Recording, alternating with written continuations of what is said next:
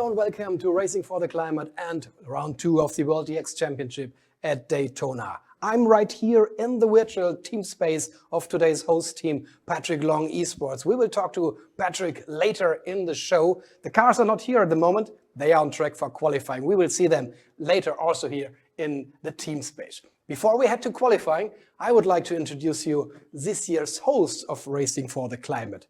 This is Luisa, Martin, of course, our expert, Mike Rockenfeller, and the voice of World DX, the one and only Dave Richardson.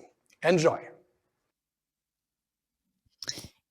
Here it is, the beautiful Daytona racetrack from above. And we have our entry list for today.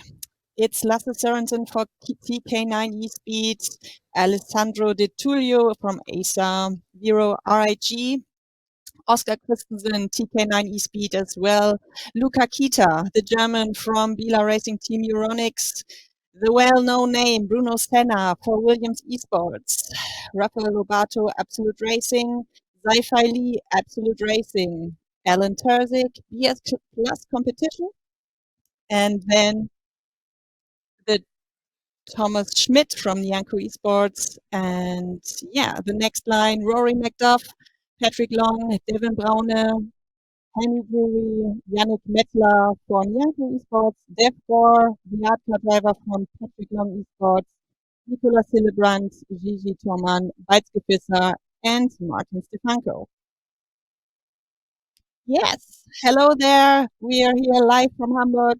My name is Luisa, and I'd like to introduce you my lovely co-host, Martin Kummerow. Glad to have you back. Thank you once again for the lovely, because it's always a pleasure to get from such a beautiful lady that really nice word. But in the end of the day, we're not alone today. We're together with two well-known names. First of all, the co-founder of the World EX series, Mr. Mike Rockenfeller, the former DTM champion. And second of all, and I'm really, really pleased with the fact that I'm going to hear this voice, these headphones, Mr. Dave Richardson from Great Britain, the voice of the DTM worldwide. Hello. What a lovely introduction, Mike. I don't think I've ever felt so humbled. Really, I haven't. Welcome along to World EX, and wow, what a night we have in prospect. We're in Florida, Daytona, Mike, and a wonderful track and some wonderful racing that we're going to see this evening. Yes, I'm very, very happy. We had a little connection issue, and now we are here. It's so great nowadays how it all works, and thanks to you guys in Hamburg. I have to say, Dave, you look a little different than the picture I saw before. The avatar of you it looks a lot. On, I don't know. Maybe you can comment that, but it was very accurate thanks, on you. Mate. Thanks, mate, very much. You know what it's like? I'm just trying to make myself more appealing. Do you know, all I have to offer in life is a voice. That's all I've got, Mike. But that one is the best to offer, that's for sure. That one is so famous and so good. We all love it, that's for sure. And there's really more than your voice. Oh, bless. So, of course, Racing for the Climate, the RCCO World EX Championship. What a night we have in prospect. Of course, all the entry that Luisa and Martin went through there, some fine names that will be competing tonight. Everyone, of course, aiming to be in that super final. As we have that fantastic super final to come, of course, at the Nordschleife. So here we have the result from qualifying. And as you can see, it's a very, very impressive results list with Jiri Toman for Acer Vero RAG topping the times with a 1:23.927. The only other driver in the 1:23 is Alan Terzic with a 1:23.991. Then we saw Devin Braune, Lasse Sørensen, what a star he is, Luca Kita, Weizke Fisser, Rafael Lobato, Rory McDuff, Alessandro De Tullio, and Oscar Christensen. They round out the top 10 from our qualifying, as you can see, all so very close. A couple of drivers in the 1:23s, everyone else bar a few tenths in the 1:24s. Let's go back to Luisa and Martin right now. Well, just what we said in the list here at the qualifying. Gigi Thoman, which is probably my favorite for this evening in Daytona, and Mr. Perzik is also not that far away, isn't it? Yeah, we bet a few moments ago which one is the favorite of today, and we will have a look how it will continue. But it was so close. It was really, really close, and I'm excited. There he is, Gigi Thoman, the top qualifier of today. Maybe you can hear us? Yeah, it looks like that he's very, very concentrated on what he's doing in a moment. And I guess we will have a lot of fun with him tonight. Just what you said.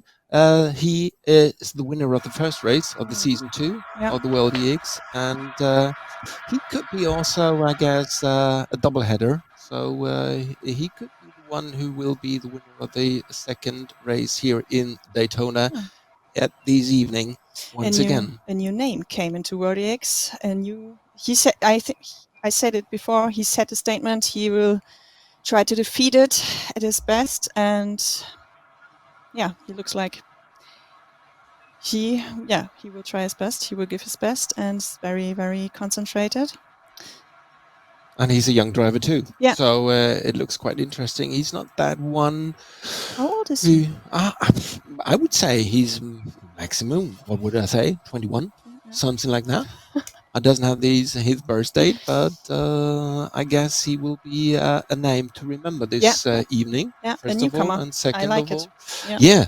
Of course, he came in like a thunderstorm. You know, he was so quick in the first race of the season 2. And I guess it will be quick that evening too. Yeah. So, and before we continue with quarterfinal 1, let's have a look on the race format of World EX 2022. A 20-minute qualifying determines the starting grid for the 2 quarterfinals, one for the pro racing drivers, one for the esports racers.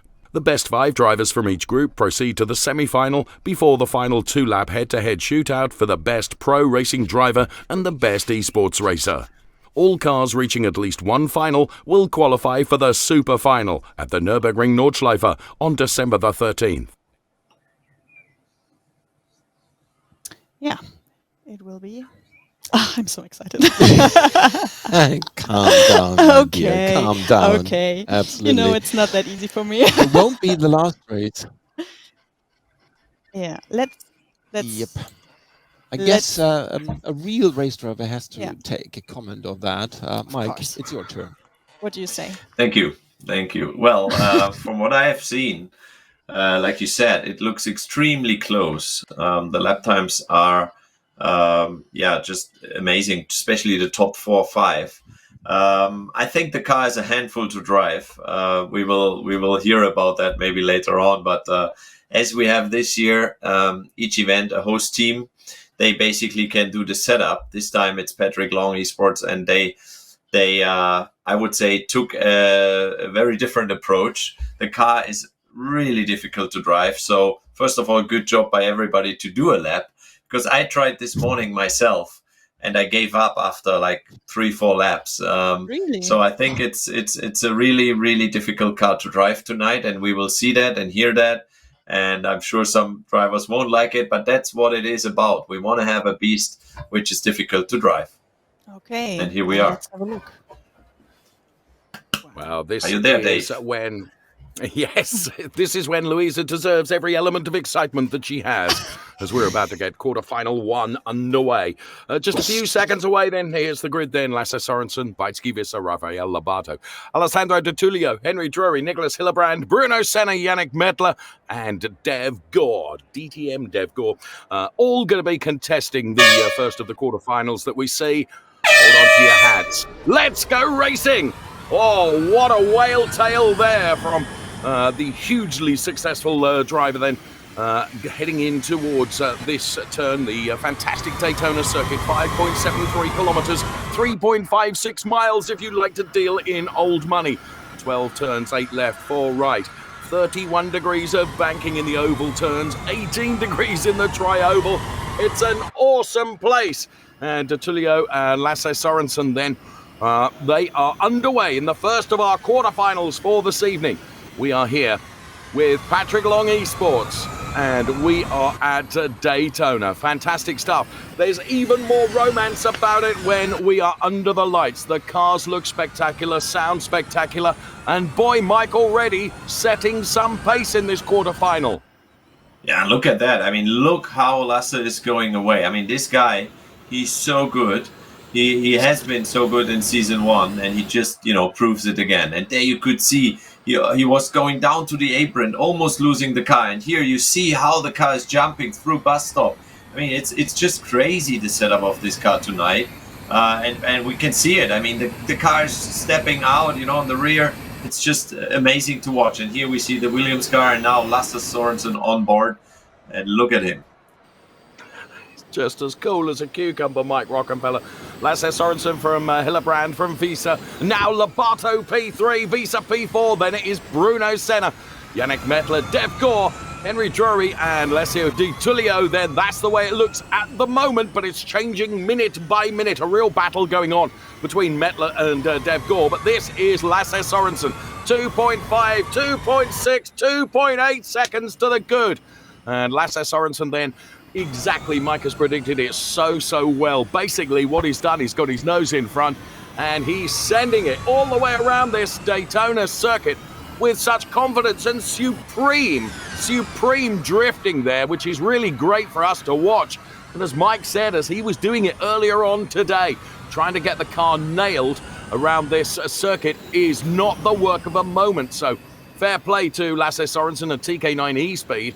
They have set it up absolutely perfectly. Hillebrand, of course, he is chasing, but he's got a deficit of some 3.6 seconds to this man that is leading, Lasse Sorensen.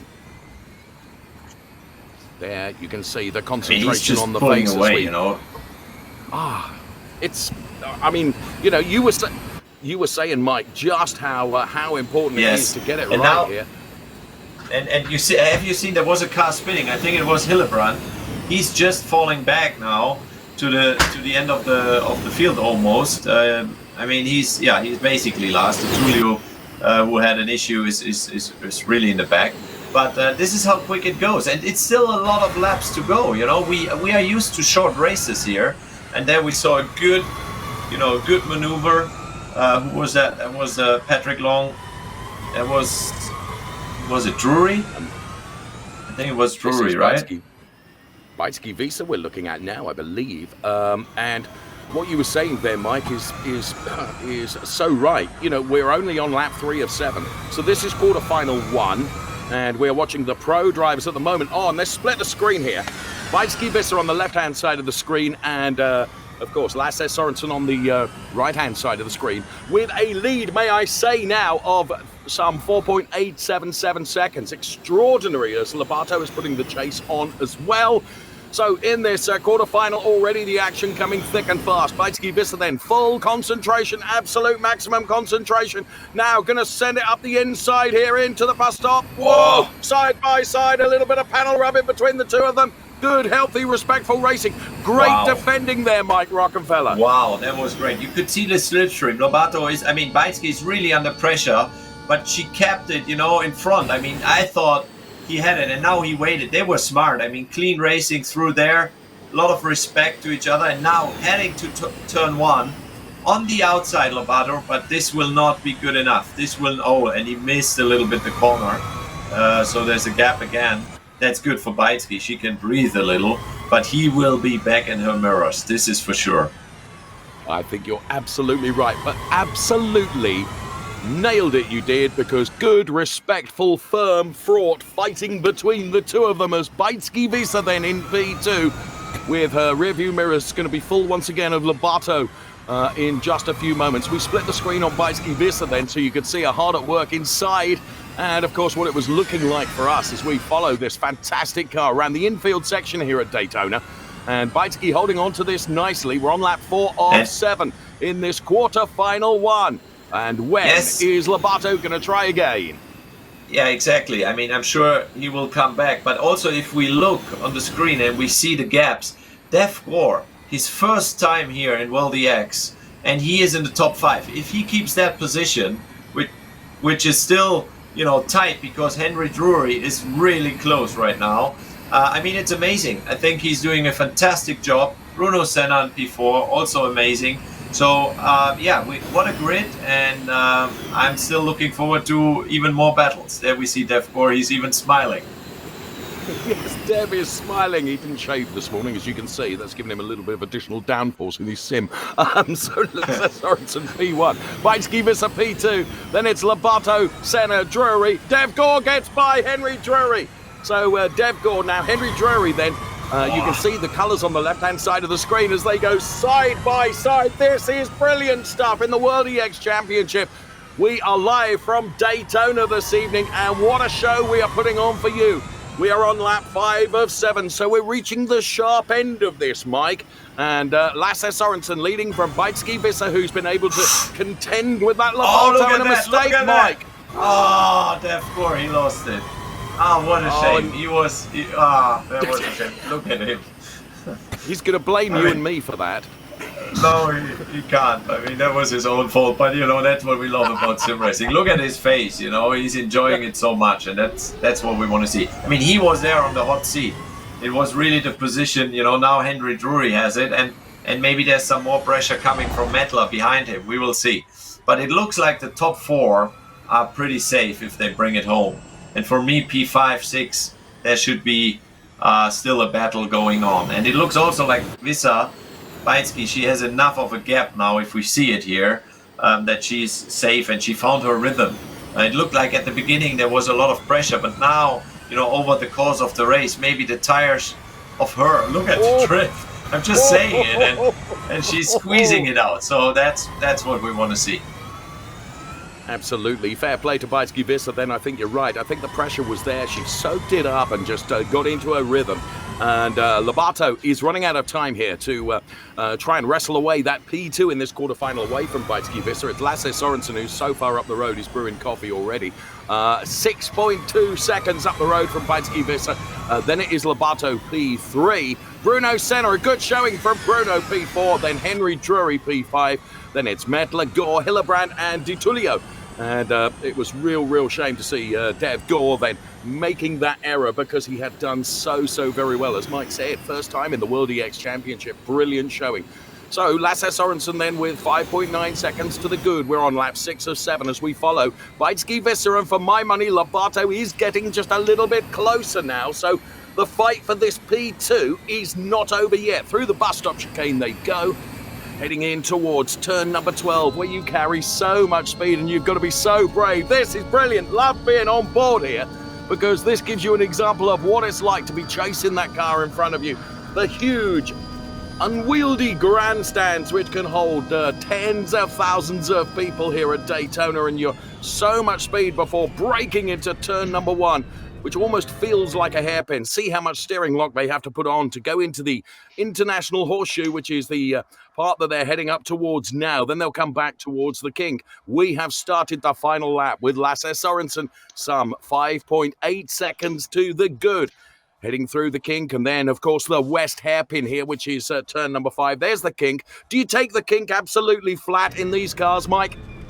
Well, you can, but not with this setup. I mean, the cars are so fast on the straight because there's no wing on the car, but that is what hurts in the infield, clearly. I mean, you can see that's why the guys are fighting it. And we are close to the finish. And I think here we see the leader now. Easy, he's, chilled, just, bringing it home. No mistake here. The last time, basically, you have to focus, and after that, you just accelerate. Enjoy the southern horsepower and enjoy the victory. So Lasse Sorensen then ahead of Vaitsky Visser. He did all the work right at the very start and just absolutely nailed it as we right on board the hugely successful Lasse Sorensen then, who is heading for the virtual checkered flag. Under that gantry, Lasse Sorensen takes quarter-final. And you can see the checkered flag symbol alongside his name. Vaitsky Visser, then Lobato. Then it will be Bruno Senna. Henry Drury will take P5. And, of course, it does mean that the likes of Yannick Mettler, Dev Gore, Hillebrand and Di Tullio, regrettably, Well, it didn't work out for them in that quarter-final, but I have to say that was full of excitement right from the klaxons giving us the get-go. Absolutely brilliant stuff. For my money, Bajski Visser, who came under real pressure in the early stages of that quarter-final, just soaked it up like a sponge perfectly and went off to seal P2. Great driving, Mike. Yes, absolutely. I can't say any more to that. You're right. I mean, Bajski did fantastic job to keep that P2 with so much pressure, and Lasse, well, what can we say about Lasse? He's sometimes on his own little metaverse, let's say. He is almost like an enigma, isn't he? He was so dominant during Season 1 of the RCCO World EX Championship and has proven just how good he is again here today in Daytona. But well done to everyone for taking part in that quarter-final, which was really entertaining for us, as we can see. Lasse Sorensen once again. Let's get confirmation of the results then. Lasse Sorensen taking the win from Bajski Visser, P2, Rafael Lobato, P3, Bruno Senna and Henry Drury, they're P4 and 5. And coloured in red, regrettably, for Yannick Mettler, Dev Gore, Nicholas Hillebrand and Alessandro Di Tullio. So that's the result from quarter-final 1. Let's go live right now to Martin and Luisa. Hope that was exciting enough for you. Well, I mean, Dave, what can I say? We are red, we are white, we are Danish Dynamite, so that's why Lasse Sørensen was the winner of that. And it was an amazing first quarterfinal, absolutely. And just what Mike said before, that the track was, and of course the cars were brilliant prepared by Mr. Long. I would say let us take a look on Patrick Long, because he's the host of the race this evening, and I guess we're going to take a look on the first interview with Mr. Patrick Long. Back in the virtual team space of Patrick Long Esports, today's host team, and we have a couple of facts about this team, the only American team in World EX and Racing for the Climate.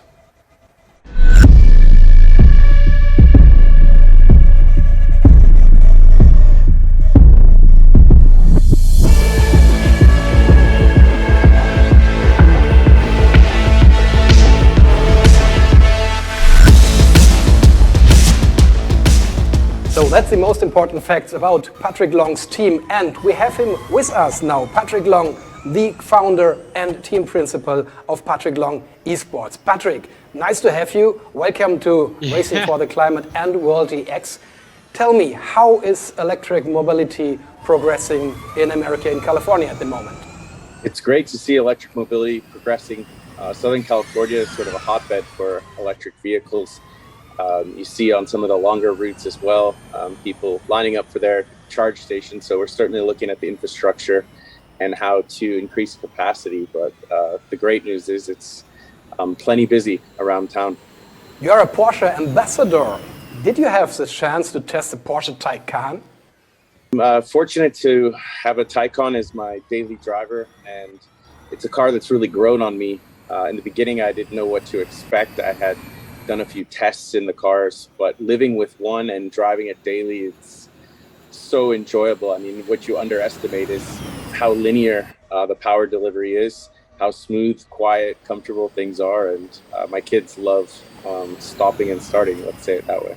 Oh, it looks like you're really getting addicted to electric mobility. Absolutely. I've become a big believer in it. Even from a performance standpoint, the way that Porsche has placed the weight low and always looking at handling this is important as 0 to 60s or performance numbers, and that's always the most fun is the twisties as well. Thank you so much, Patrick. We see you later for more information about you, your life, and Patrick Long Esports. Great to hear from Patrick. Great to hear from Thomas as well. So we're getting ourselves ready for quarter-final 2, and we'll be bringing you the grid lineup for quarter-final 2 in just a moment. Even better than just a moment. P1 then for Jiri Toman. P2 for Alain Tursic. Devin Brown up for P3. Luca Kita P4. Rory McDuff. He'll be going from P5. Oscar Christensen P6. P7 Zifai Lee. And then P8 Thomas Schmidt with Martin Stefanko bringing up the rear. May I suggest perhaps not for long? Let's see, because the cars will be lining up on the grid. That's the way that they will look when we start our quarterfinal. This, of course, for our esports racers. Quarterfinal 2 then, and we are but 15 seconds away from hearing the klaxons, which will indicate to us that we are ready to go. So there the cars are. They're looking absolutely resplendent. Loving the liveries across the World EX cars this year. And here they come. Almost right on cue, the klaxons then as we go on board, and this is what it's like from the driver's eye perspective. Let's go racing into quarter-final as we're on board with Devin Browner, then trying to get the inside, then trying to get the outside, and heading in towards turn number 1 then. Alan Terzic right in the mix there, losing the back end of the car just a little bit, but controlling it perfectly into the infield section then of this fantastic Daytona circuit. The romance of it when it's nighttime with the lights shining on these fantastic cars, and of course the floodlights on as well. It adds something very, very special to this. So Toman from Terzic, from Browner, Christensen, McDuff, Keita, Schmidt and Lee then. That's the way they look, and oh, so difficult when you get the car sideways. It's not the quickest way around that turn. And that was Proben then. Whoa, and so easy to just make a mistake and lose the back end of the car, Mike. Early stages of this, and that is disaster. That is a disaster. You could see the rear wheels were locking under braking for corner 6. The last turn happened, let's call it, after the infield. And he just made a mistake on the bump, I guess, cold tires. And that's pretty much it. I mean, he's last. Let's see what he can do. It's still a long race, but he lost the lead there. And now it's Terzic in the lead. Oh, I think Christensen had it off as well in the bus stop, it looks like, because he's last now. So there you go. Jerry Toman, he just made up a position again, and, you know, he's still there. He's in the hunt. And there we see a battle for P1, I think. Browner is going by. Is he? Is he not? Oh, I think he's so late on the brakes. Yeah, he made it. He made it. What a move. That's got to be the overtake of the day so far, I would suggest. So on board with Alan Terzic then. Terzic is doing the chasing now, and you can bet your bottom dollar he is going to do that. The whippersnapper that is Devin Browner had taken it away from Alan Terzic then. And we know that Alan Terzic does not like losing a place, and he's going to be fighting every step of the remaining 6 laps of this quarterfinal to try and wrestle that P1 back again. So Devin Browner from Alan Terzic, then it's Luca Keita, Rory McDuff and Thomas Schmidt, and there you can see just how on a knife edge, Mike. You said earlier on in quarterfinal 1 that these cars, you are absolutely right on the edge, and that just proved it for me. Yeah, it was exactly the same spot. The same spot. What happened to Toman is just Terzic had the same issue, and now he's pushing Luca Keita. I think they are in the hunt for the lead, you know, they want to catch this gap. There he made a mistake again. I think Terzic, he needs to focus now. He needs to calm down a little bit. Looks like he's too wild for me. Okay, so sometimes cool and consistent is the better way. You're hearing it from the master, Mike Rockenfeller. And even he said how difficult it is to absolutely nail this car around this Daytona circuit. So Browner from Luca Keita, then Alan Terzic, then Terzic. And Keita having something of a battle. Rory McDuff is P4. Then it is Toman, who's already recovered to bring it to P5 following the off just a while ago. Then we see Schmidt, Lee and Christensen. And we're splitting the screen here to give you the best possible vantage points as we were on board with Alan Terzic then. Currently running in P3. And now, for my money, is beginning to settle down just a little bit. However, he has got Rory McDuff right behind him, and McDuff, who is currently running in that P4 place, would like to wrestle away P3. There's only 4 tenths between the two of them, and McDuff gets a bit closer now, and you can see how Alan Terzic is right on the edge, and the back end of the car is not so stable, and therefore Rory McDuff, who seems to be super smooth and consistent, is doing his level best. He looks as cool as a cucumber, it has to be said, against these unforgiving concrete walls here at Daytona as he gets ever closer. Through the bus stop now to Alan Terzic. So this P3 is by far and away not guaranteed yet. Meantime, Devin Browner has got just about a second's worth of comfort gap between himself and Luca Keita, who's running in P2. And there we can see as we scroll through all of the cars here. And that is the Devin Browner car. running in this P1 position. Great stuff from Browner, Peter, Terzic, McDuff, and that's how easy it is to make a mistake, and all of a sudden it changes in a heartbeat, Mike Rockenfeller. Yeah, well, you could see he ran wide in turn 1, Devin Browner, and now Luca Kita is really on his tail. And I have to say, the whole field, I mean, even Thomas Schmidt, who's now on P6, he's just a few seconds away from making it. So look at that. Look at the top 4 cars, how close they are. And McDuff, I mean, we could see him, like you said, cool as a cucumber. First time here in the championship. What a guy. And yeah, it's amazing to watch. And you can never be sure, to especially with this setup and this track with all the slipstream here. I think Devin Browner now he's a little bit under pressure, as you can see. I think you're absolutely right. Browner is under pressure. Then it's Luca Kita and Alain Terzic, and as Mike said, it's the top 4 really chasing down. But I tell you what, Toman is trying to buy into this party as well. So it will be the top 5, which of course is the critical number here. So Browner from Luca Kita doing everything he can. I mean, if he was welded to the back of the Browner car, he couldn't be closer. So brilliant shot. We're on board now. Luca Kita dives to the inside. There's a little bit of contact between the two of them. It was really respectful, and the big beneficiary here could be Terzic, Michael. I mean, the cars are light. They are doing 370 or 80. You can see here the face and honestly the movement of Luca Kita, and it's shocking. I mean, they are bumping into each other to make sure they push each other here and not lose time, because of course they are smart. They know those cars. They know the simulation inside out. They know Daytona. They know they have to be where they are and don't crash. But it was close. It was really, really close to have a crash for Luca Kita there. Wow. I mean, good that was cool to watch. Really was cool to watch. Where's the time gone? Because we're on lap 5 of 7 now. And there you can see Luca Kita, Devin Browner, P1, Luca Kita P2. Here we go again. Rehearsed it last time around. Going to be able to make it stick this time. The big beneficiary once again could be Alain Terzic here as they all go into the infield section here. They are but the width of a paint job between each other. Terzic to the outside. So Terzic to the outside. Luca Kita currently leading. Devin Browner back to P3, and now Terzic getting the benefit potentially of the tow off of the Luca Kita car. This is extraordinary stuff. 3 abreast almost. Where's he going to try and send it here? There was a wall contact. Was it Terzic? Yes, it was Terzic. I was just about to say, I didn't want to interrupt you, but for me it cannot, they cannot make it lap by lap. I mean, they do, and it's fantastic. It's one of the best racing I have seen. Sparks are flying. They are going so fast, and positions are changing. You can see how focused they are. This is what we want to achieve here with World DX. We want to see this kind of racing all the time, if possible.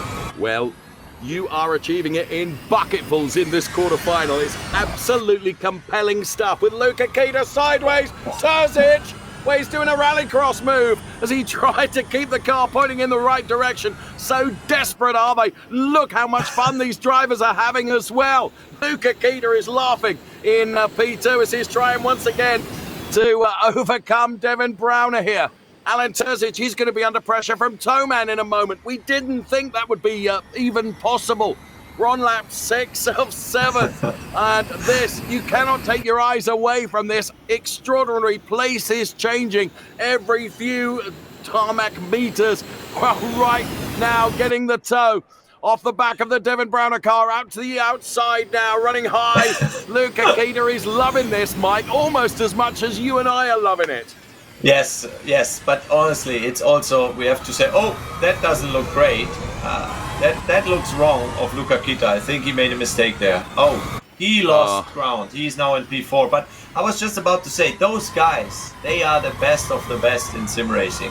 I mean, see what they do. See how close they drive, even if the car is so difficult to run. Honestly, a lot of respect. If I would wear my hat, I would take it off, because this, I could not do. If I had any hair, I would have lost it by now during this quarterfinal. Devin Browner Brilliant. He's leading, but it ain't over yet because Alan Terzic is still chasing and he's only 6/10 behind. It will take one momentary lapse of concentration from Devin Browner, and Alan Terzic could be through like a viper. However, at the moment, it's looking good for Devin Browner. And do bear in mind, Mike, we were saying about Toman, he's not going to give up this fight. And Toman is in. He is currently P5 ahead of Schmidt. So Toman would go through. Yeah. Exactly. I mean, it's not over yet. Don't forget that, because look at the gaps. But yes, he's in P5.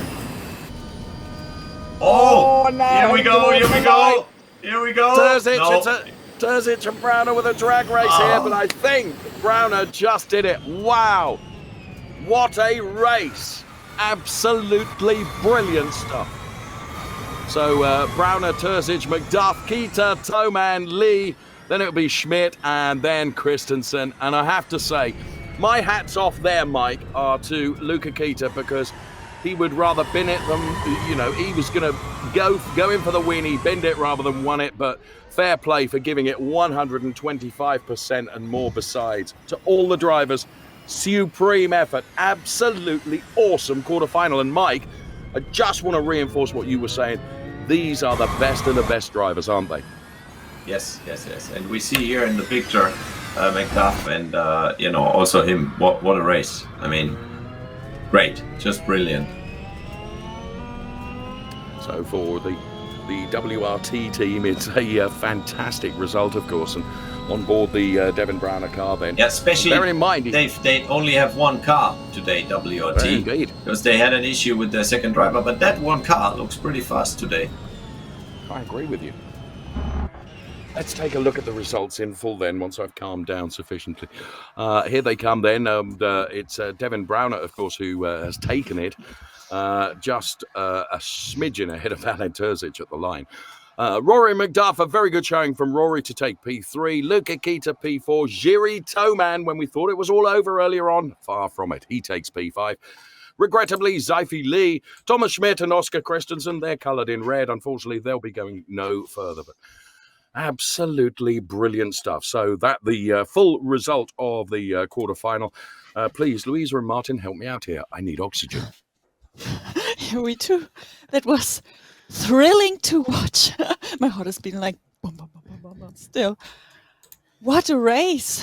Yeah, but as you saw, Patrick Long Esports, third place. So just what Mike said before, the presentation and the preparation for the car, for the track, it worked. Yeah, it was. But I'm happy for Alan. I'm happy for Gigi as well that he made it into top 5 after he spun. And yeah, let's see how it goes. But before we go into the semifinals, let's have a look on Daytona and what's the track about. And yeah, Thomas Vogt is with Patrick Long. And hello again from the virtual team space of today's host team, Patrick Long Esports. And we are again with the team principal and founder of the team, Patrick Long. Patrick, you raced a lot in Daytona. What can you tell about this track? The days there, multiple class racing, outside restarts on the infield, just an amazing track that produces close quarter racing. But the high banks are the most memorable part, especially for the first time drivers who go to Daytona. You underestimate just how tall the banking is. But to make speed at Daytona, it's really about last of the late breakers into turn 2, the first hairpin, and getting off of the bus stop chicane in the back straightaway for a run all the way up to start finish. Of course, you have also raced together with WorldTX co-founder Mike Rockenfeller. Which memories do you have about Mike? It was actually my tryout for the UPS Junior Porsche team. I was the new guy. Mike was already in the team for 1 year with Mark Lieb, and Mark Lieb was moving on to the factory team.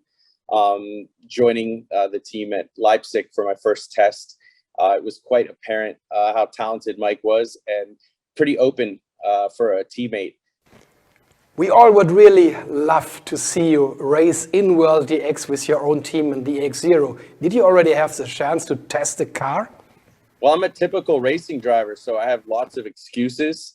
In this case, I've been moving and haven't set up my home rig, but I made a pledge that I'm going to be on the grid, at least practicing, but hopefully taking part in next year's US home race. It's something that, it's time for me to put up and get into it. So I look forward to it. I admit that I haven't even had a single session sampling the car. So I need to change that. And it starts with getting my rig built at home. What are your expectations for season 2 of World EX? It's been an amazing and interesting eye-opener to have an esports team. Jeff Swoboda is the partner of mine in the company, and he's a longtime friend and also a business associate. We've got some great young drivers who are hungry to push up into the final, but lots of competition from other teams. It's great to see an international flair, a full-time media team who's broadcasting what you guys are doing, and the series is growing. Looking forward to Daytona. Got some guest drivers coming in, and trying to make fun for everybody, especially here in the US. Fun for everyone. Thank you so much, Patrick. There, the wonderful trophy then you can see on the left-hand side of your screen. Here is the grid then.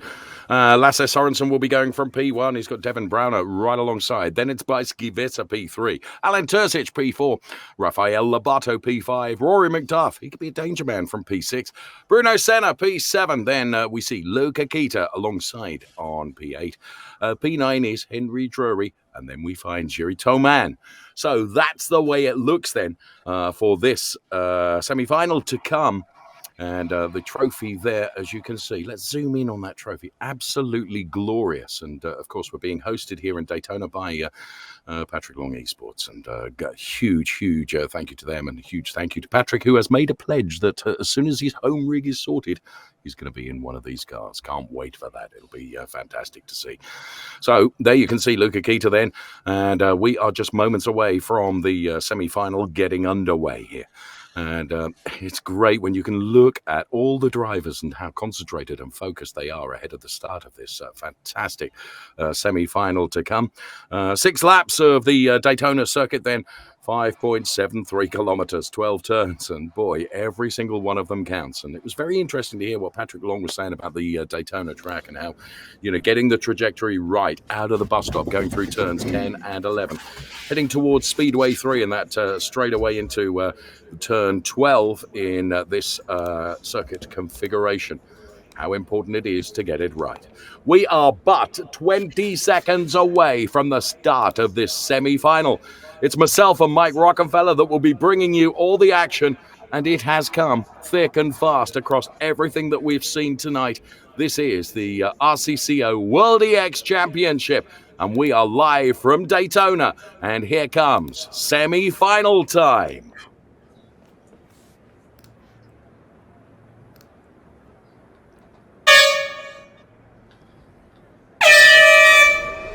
Oh, the sense of anticipation really builds. It was an awful start for Bajski Vissa, really bogging down at the start, and not a brilliant start for Lasse Sorensen either. So you can see Terzic has run wide. Devin Browner has taken that P1 position. Lasse Sorensen now P2. Then it's Terzic P3. Then McDuff P4. And then Bajski Vissa, the recovering Bajski Vissa. So very, very difficult start for some of the drivers. And they get away now. And you can see as we split the screen there with Luca Kita on the left-hand side of the screen. And Bajski Vissa was on the right-hand side of the screen. But Devin Browner is leading Lasse Sorensen and Alan Terzic, the top three, beginning to break away from Rory McDuff. Then it's Jiri Toman, Henry Drury, Luca Kita, Lobato, Senna, Bajski Vissa. So Devin Browner then, 2.5 tenths. That's not enough, Mike. He needs to build more of a gap here. Yes, and he knows it. I mean, still a long race. You know, those two, they know they need to be smart because Terzic, he's the wild boy, just waiting behind, you know, watching and trying to follow. I think they tried to build a gap. Of course, the others like McDuff, he's trying to stay there.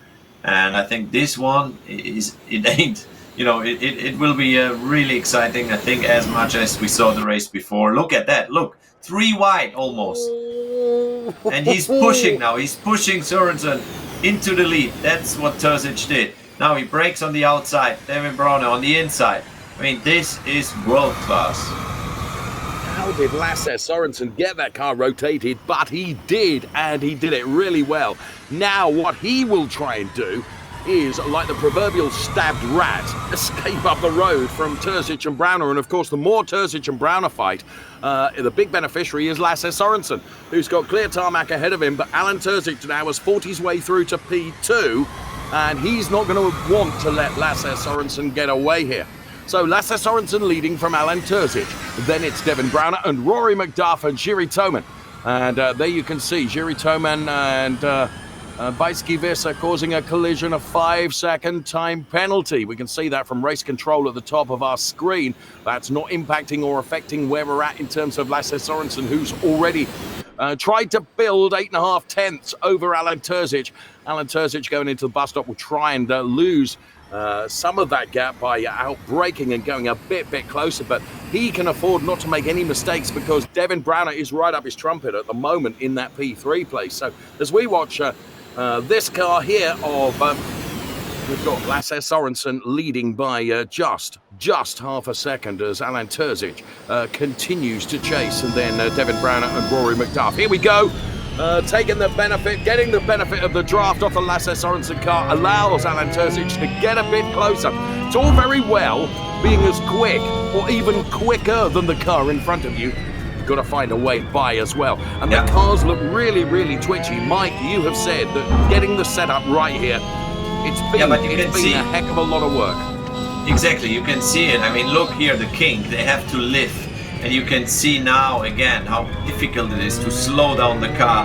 Going back to power, you know, here back on the curb on the exit. Now braking for corner 6, where we have seen already a few mistakes in the races before. And now accelerating to the banking. Now he's close. I think Terzic, he's really in a good spot. If he keeps it calm, if he stays where he is and follows Lasse, I think that's what he needs to do tonight. And then wait for his chance at the end. But don't fight now. I think he needs to push him, and they need to build a gap to make sure Devin Brauner is far enough away. Hearing from the expert par excellence, Mike Rockenfeller then, and he's saying, wait, bide your time, Alan Terzic. Knowing Alan Terzic as we do, though, he's not going to do that. As he once again puts himself right in to the back of the Lasse Sorensen car, looks at the inside, just fills the Lasse Sorensen rearview mirror of the Alan Terzic car. What he's trying to do here is provoke a small mistake from Lasse Sorensen. Now, Lasse Sorensen was not as clean and tidy through that turn as he would like to have been. That means that Alan Terzic is closer than he has been. So Terzic is just trying to bide his time a little bit here and just try and provoke that momentary lapse of concentration from Lasse Sorensen. But of course, he's also, he's built enough of a gap over Devin Brauner in P3 now, where it is a clean fight between these two, as Lasse Sorensen just lost a little bit the back end of the car there. And of course, when you are going sideways, that is costing you forward momentum, and therefore it's not the quickest way. But for the moment, Lasse Sorensen, for my money, appears to have everything under control, and he probably knows where Alan Terzic is going to try and make a move, and therefore he covers it off really nicely. Let's see, as they run down the back straight now, heading towards turn number 8. Terzic once again gets very close. But he doesn't get close enough through the bus stop, or does he? Because on the exit of the bus stop, once again, he closes that gap to virtually nothing on Lasse Sorensen. And this is where he's going to get the benefit here. You can see he's just a little bit to the outside of Lasse Sorensen. Let's go on board. This is extraordinary stuff. Lasse Sorensen and Alan Terzic fighting for all they are worth. As we start lap 5 of 6, the time is beginning to run out for Alan Terzic. He is going to need to make his move soon, using just a little bit of the curbs. Then you can hear those rumble strips. He is maintaining the pressure on Lasse Sorensen like never before. And Lasse Sorensen is soaking it up. And for the moment, for my money, Mike, he looks clean and tidy, and he looks to have it all under control.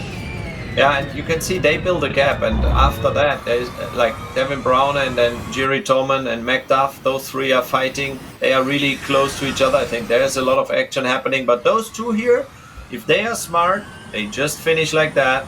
But as we know, Alan Terzic, he wants to win. He will try maybe a move at the end, and that is the risk they have. Because as we see, when he's bumping, into Lasse. Now he does it again to make sure they use the slipstream. It's the same like in NASCAR. They do exactly the same thing here in Daytona, which is great to see.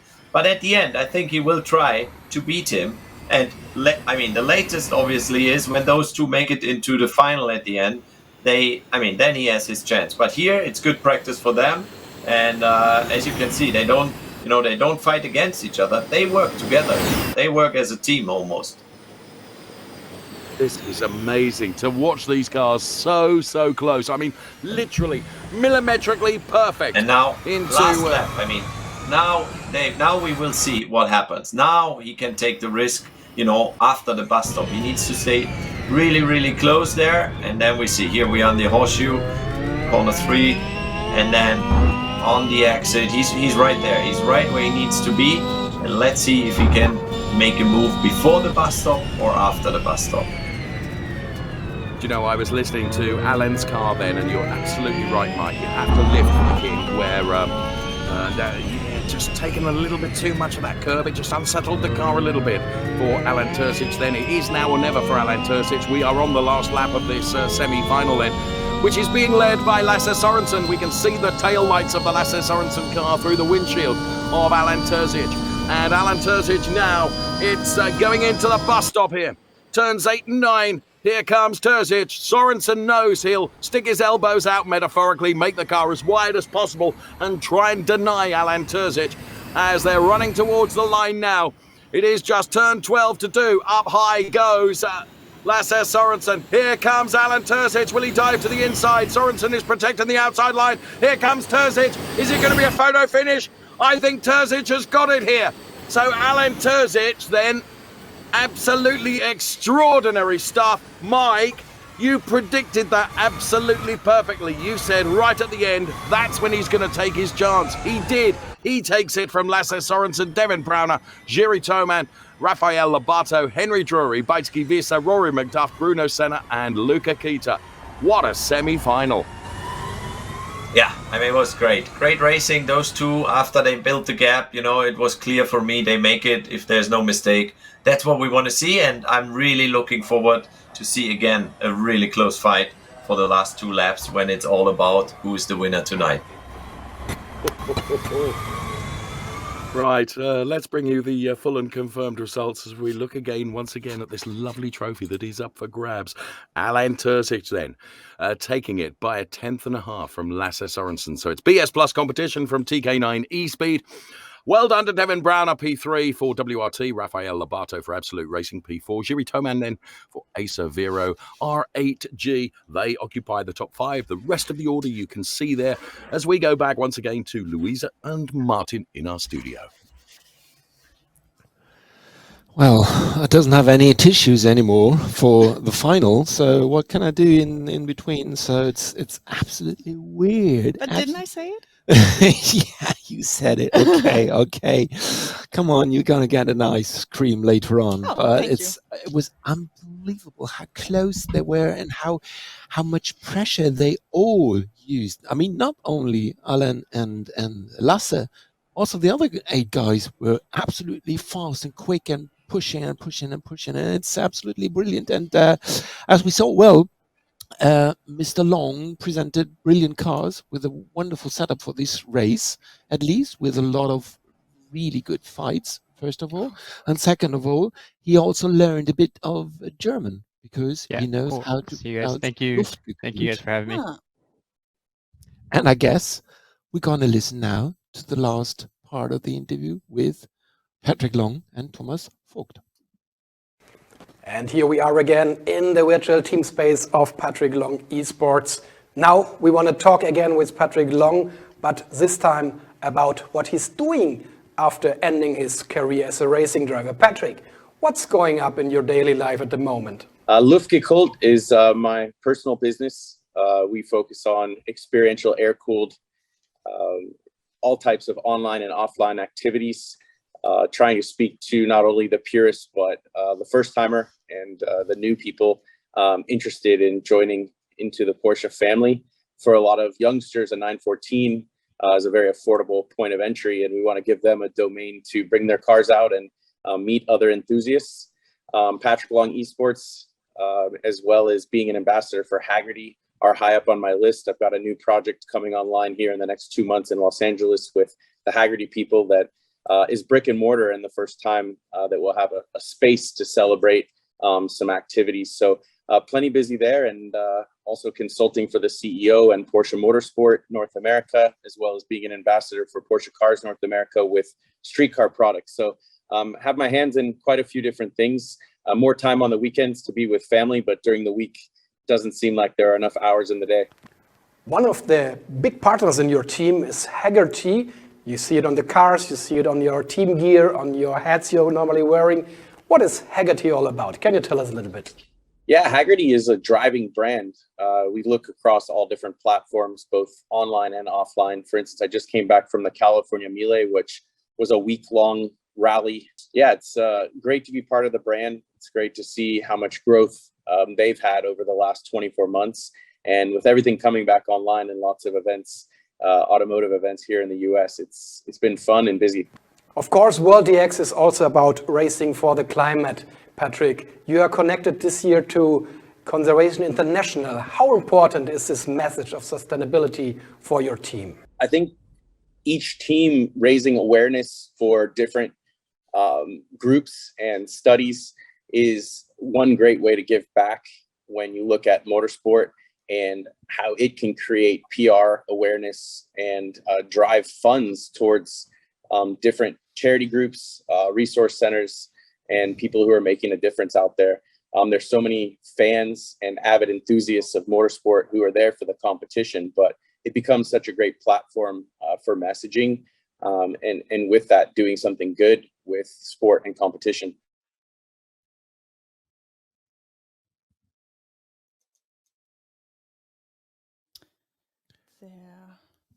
There they are, There the they two are. guys. The two I mean, competitors. on one side, well, you're sitting beside me, and just to have no stress with you, I have to be with Alan Terzic. But second of all, I was quite happy all the time when I was in Denmark for windsurfing, and that's why. So we have to split here. You're for Terzic from Slovenia, and I'm for Sørensen from Denmark. Okay. And I guess it will be a very, very tough fight between the two guys. Yeah, let's have a look then. Yeah, I guess they are ready for fighting for the last 2 laps at the Daytona Raceway at the second race of the second season of the World EX, isn't it? Yes, it is. And there you can see Alan Terzic on the left-hand side of your screen and Lasse Sørensen on the right-hand side of the screen. They are ready to do battle.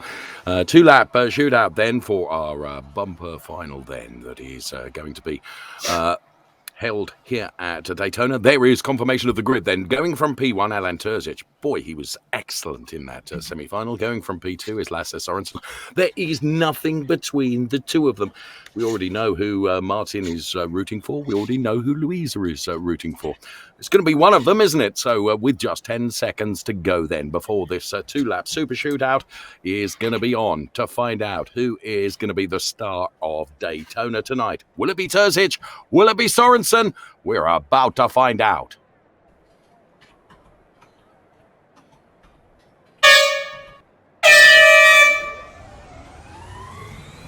Well, the back end of the car sliding there slightly more for Terzic than it did for Lasse Sørensen. Terzic with the inside line going into turn number 1, but Lasse Sørensen carrying plenty of speed. So the BS Plus competition driver, you can see, cool as a cucumber, the proverbial cucumber that I mentioned earlier on, and absolutely deadly when he wants to, because, of course, the end of that semi-final, he just did it when it mattered. Whoa, again, getting the back end out then around the international horseshoe, lifting just a little bit for the kink, and you can see the sparks flying from the bottom of these fantastic cars as Lasse Sørensen. Now, I don't know whether I would want to be hunted at this point, because we're on board with Lasse Sørensen now, going into turn number 6, which we have seen, as Mike said, drivers getting it wrong, back out onto Speedway 1, and this long stretch of tarmac where you build so much speed heading towards turn number 8 and 9, the entry to the bus stop along the back straight, Lake Lloyd to the left-hand side of your screen.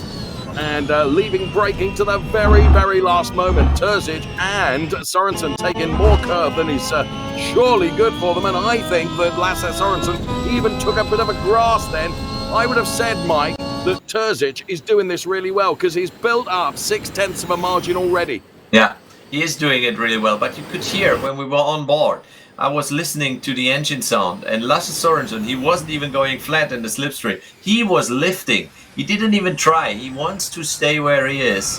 I guarantee you, he just wants to be in P2 and, you know, make Alan Terzic feel like he has it under control. And he wants to do exactly the same what Alan did to him in the semi-final. He wants to do it at the end of this lap. So let's wait what happens. I mean, he made a mistake in the bus stop. If he does it again, he's not close enough. But this will come to a very, oh, there he is. He's on his tail again. This will be so tight. Tell you what, you've got it. I think you've got it sussed absolutely perfectly. So Sorensen then trying to lull Terzic into this false sense of security, only then really to strike when strike needs striking. So Terzic is leading Sorensen. The margin has come down to just 0.2 between the two of them. Terzic will be well aware of this. Here comes Lasse Sorensen now to the outside of Alan Terzic. They both wobble under braking a bit, but exactly as legendary Mike Rockenfeller has said, Sorensen is leaving it till a final opportunity to try and give a carbon copy of what Terzic did to him back to him. I think Alan Terzic now has built enough, or has he? Because here comes Lasse Sorensen. It's going to be a drag race to the line here. And Lasse Sorensen then trying to break the toe so that Alan Terzic doesn't get any benefit here. Absolutely brilliant. And Mike Rockenfeller, you absolutely predicted it almost to the centimetre when he was going to do it. Well done, friend. Well, I mean, they did it. You know, it's difficult for Alan Terzic to. I feel for him. I feel sorry because you can see in his face he's not very happy. He's not amused. You know, he did such a good job, but the slipstream is so extreme on this car. That it was almost clear to me, but there was not much he could do different. I mean, he tried to, you know, cover the inside into the bus stop. Maybe Lasse could have done a mistake again, and then it was enough, but he didn't. I mean, Lasse did it just perfect, and he's celebrating it now a little bit there in the grass. Yeah, we like to see the celebrations.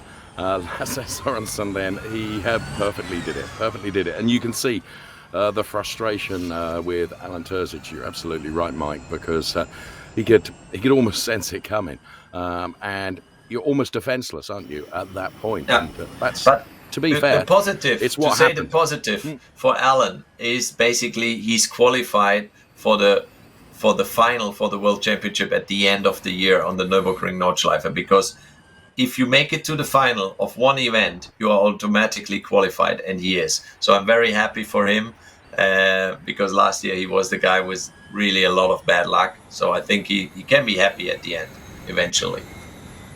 Yeah, I think you're right. And if you're questioning why Lasse Sorensen was opening the door or not, I think he'd got a pizza on order by virtue of success. And it was at the door. The champagne is coming. Yes, I think you're right. Lasse Sorensen P1, Alan Terzic P2 then. What a phenomenal final 2 laps. Absolutely 2 riveting laps. But I have to say, all the racing that we have seen, all the on-track action we've seen tonight, through free practice, through qualifying, all of it has been really, really good, Mike. And, of course, some new drivers for us who have all performed well, as Lasse Sorensen then, on the famed logo, decides to do some donuts. And for my money, well done. We need more of that in motorsport. Yes. Like the Daytona 500 winner would do exactly the same. Yeah. That's the famous spot to do it. Yeah. We're here to entertain, and you certainly, every driver has done that for us tonight, and we're so grateful to you. The RCCO World EX Championship then here at Daytona. With, there he is. There we hear Lasse. Hey, hello. Lasse Sorensen. Many congratulations. Well done, Lasse. A brilliant move. I think he cannot hear us. You can hear me. Yeah, we hear him. But maybe I try something. You try something. You want to say something for the victory, or? I mean, it was a good race. Was a bit tough on this track to battle 1 versus 1, but I bet there is some tactics in it as well. So that was quite fun and different to other tracks. But I'm super happy to get another win and to keep the last year's momentum going that we had the whole last season, to be really the one to beat and to keep going like this. That's awesome. So super happy for the whole team, TK9 eSpeed and also Oscar. Was a shame that he did a small mistake. Otherwise, I think he could have been up there as well. So we have to keep grinding for the next race. Well, good to hear from Lasse. Very articulate in speaking, Mike, and absolutely determined. And as he said, tactics came into play there, and he just delivered it when he needed to, didn't he? Yes, he did. He did. I mean, and like he said, they last year they have been the team to beat, or he has been the guy to beat, and he's back. But I think he won't be as dominant as last year. We made some adjustments, and the racing is very cool. I enjoyed it a lot tonight, I have to say. And here we go, some celebrations, confetti. Love it. Well done. Congratulations once again to Lasse Sorensen. He's pretty pleased about that. I think I concur with you, Mike, that it perhaps will not be. We're not going to see the dominance, perhaps, that we saw last year in Season 2 of World EX Championship. I have to say, thus far, the fantastic racing that we have seen has been simply awesome, and we're looking forward to a complete season of that. Of course, our calendar, which is a fantastic calendar, which has been designed this year as we continue to see Lasse Sorensen celebrated with the confetti that is being blown in and is adorning both himself on screen and also his car as well. Fantastic stuff. So 10 events, of course, in our championship this year, with that big final to come at the Nürburgring Nordschleife. But some of the tracks that we are going to be visiting this year, so looking forward to it. Is my pizza here yet? That's what he's trying to find out. So there's the trophy on the left-hand side of the screen for Lasse Sorensen for TK9 eSpeed. Here's confirmation then from race control of the result, with Lasse Sorensen taking the win ahead of Alan Terzic, and it was Devin Browner and Rafael Labato, P3 and P4 effectively. Through level 3, P5, Jiri Toman. Then it was Henry Drury and Beitski Visser ahead of Rory McDuff, Bruno Senna and Luca Kita. And I salute every single one of the drivers. So championship standings for the cars, which is going to be very interesting, which we will take a look at in just a moment's time, because of course that's an element that is different for this season. Season 2, year 2, if you like. Danish Dynamite then on 46, with Vero 88, 41, Zebralen 34, and Volta 20, Zebra Kira 16, Hang Chi for Absolute Racing 14, Vero 8, 13, Liberty, Williams Esports, and Brassel, as you can see, for the Bila Racing team, then running in that P10 in the World Championship for the cars, as we said. So that's an element that is different and furthermore improved from Season 1, as we are now very definitely into Season 2. What a brilliant couple of rounds we've had thus far. So looking forward to the rest of it. Here's Martin and Luisa once again, who've done a sterling job in what looks not like a commentary booth. It's like a sauna. You're very enjoyable and very lucky people, you know. It's hot here as well, indeed. Yes. Well, Dave, I don't know what you're wearing in the sauna in Great Britain, but we are in Germany. We're not working or living together with this kind of a pullover in the sauna.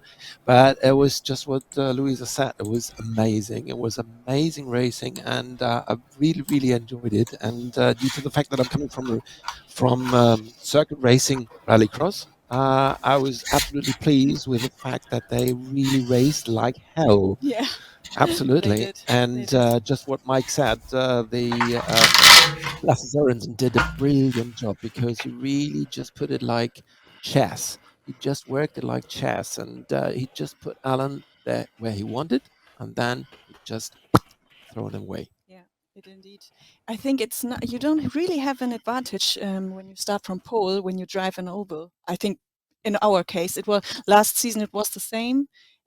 Nearly everybody who was P2 finally won at the end. And yeah, it's so, yeah, he had the advantage of the P2.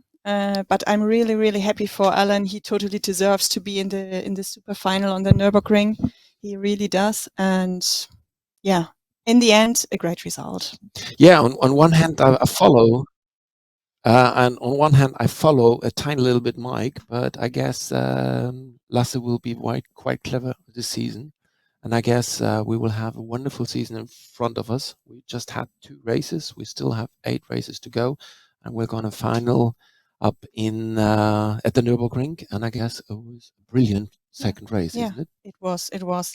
Yeah, to be updated, follow us on social media, on our channels, World EX, YouTube, Instagram, Facebook, wherever you like, to keep being updated about race results and the upcoming events. Yeah, I'm totally exhausted from this thrilling races today. I'm really fogging up like I'm in a sauna. But yeah, well done for today. I guess. Dave, Mike, have a wonderful evening. We're going to see us next time. Bye-bye.